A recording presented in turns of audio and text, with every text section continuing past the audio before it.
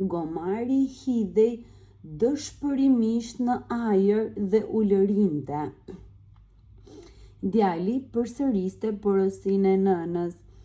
Eja tek unë qenush, eja tek unë, i miri im.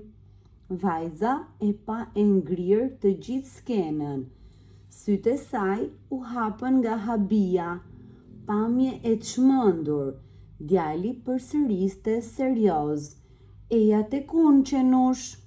Ajo filloi t'i dridhej buza dhe trishtimi i gjatë u venit nga e qeshura. Shpërthyen të qeshura plot, me lot madje. Dhëndurët pretendent u trishtuan nga kjo. Mbreti pas skenën dhe qeshi për vete duke i gjuajtur gjunjët. E qeshura u bën gjitëse. Edhe gomari tregonte dhëmbët me gëzim. Djali lëshoi gomarin, i cili iku me vrap dhe se kuptoi mrekullinë që kishte bërë. Ai thot, më qolloi një qenush i rëndës sot.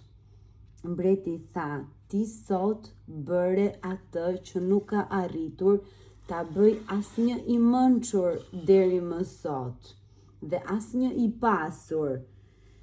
Ti merr fermën time më të mirë për buzëqeshjen që vlen sa një mbretëri.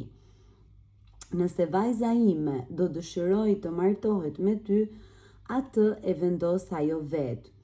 Turma e të pasurve bërtiste për padrejtësinë nga zilia për princeshën.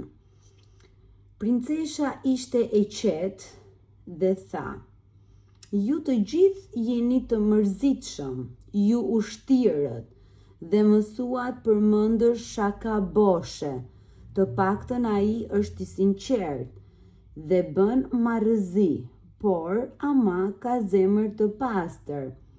Me të unë do qesh çdo ditë të jetës time.